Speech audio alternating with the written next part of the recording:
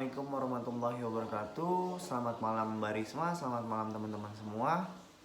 Kali ini saya akan menjelaskan video pembelajaran tentang model manajemen by objektif. Dan yang pertama-tama saya akan menjelaskan manajemen by objektif.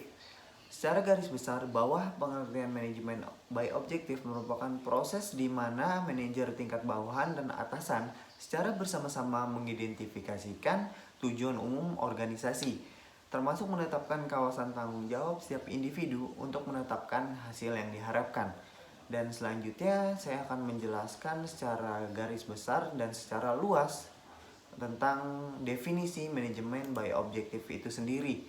Di sini, manajemen by objektif adalah pendekatan sistematis dan terorganisir yang menekankan pada pencapaian sasaran organisasi. Manajemen by objektif ini merupakan model manajemen strategis yang bertujuan untuk meningkatkan kinerja organisasi dengan menetapkan tujuan secara jelas yang disepakati oleh manajemen dan karyawan.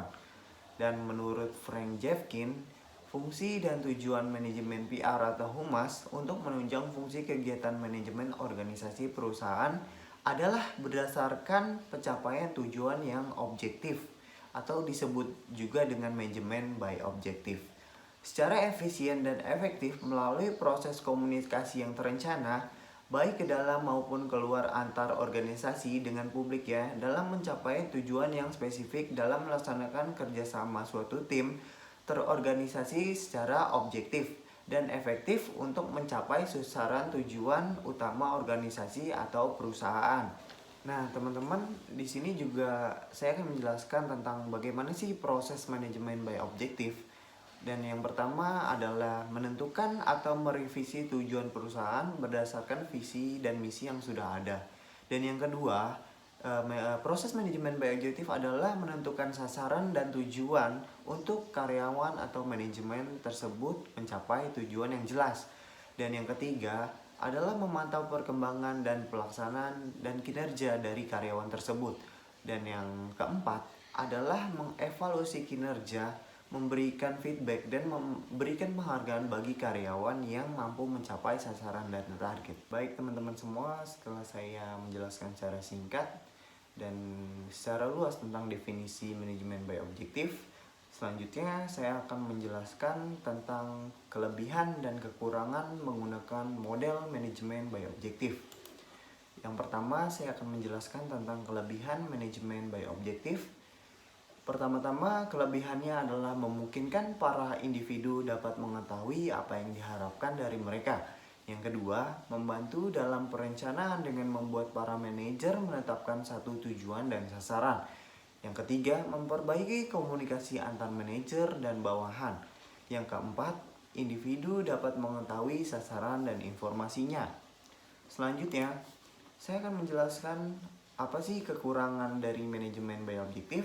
Yang pertama, kekurangan dari manajemen by objektif adalah proses negosiasi serta pembuatan keputusan dalam pendekatan manajemen by objektif membutuhkan waktu yang cukup lama. Yang kedua, adanya kecenderungan seorang karyawan untuk memenuhi sasarannya tanpa memperdulikan rekan kerjanya, sehingga hilangnya kerjasama tim yang dapat berpengaruh terhadap produktivitas organisasi. Yang ketiga, pembuatan keputusan kelompok adalah tidak efisien bila keputusan harus dibuat dengan cepat. Yang terakhir adalah cenderung gagal bila tidak ada komitmen berkelanjutan dari manajemen puncak. Dan inilah kekurangan dan kelebihan dari manajemen by objektif. Selanjutnya saya akan menjelaskan keuntungan apa saja yang dari penerapan manajemen by objektif.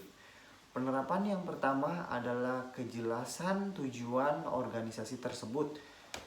Yang kedua, adanya koordinasi dan komunikasi yang lebih baik. Interaksi dalam menetapkan tujuan organisasi dapat menjaga hubungan baik dan keharmonisan antara manajemen dan karyawannya. Yang ketiga, meningkatkan motivasi kerja melibatkan karyawan dalam pengambilan keputusan tentang tujuan organisasi yang akan meningkatkan komitmen kepuasan kerja bagi karyawan. Dan yang terakhir adalah karyawan dan bawahan memiliki komitmen tinggi terhadap sasaran yang mereka tetapkan sendiri daripada sasaran atau tujuan yang ditetapkan orang lain.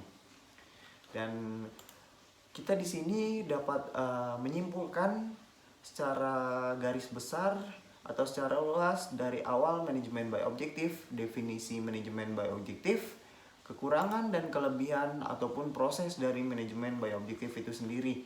Di sini dapat disimpulkan manajemen by objektif ialah proses yang dilakukan untuk menentukan tujuan dalam organisasi sehingga perilaku karyawan bisa selaras dengan tujuan tersebut. Dan sekian dari saya. Mungkin ada yang mau ditanyakan. Wassalamualaikum warahmatullahi wabarakatuh. Selamat malam.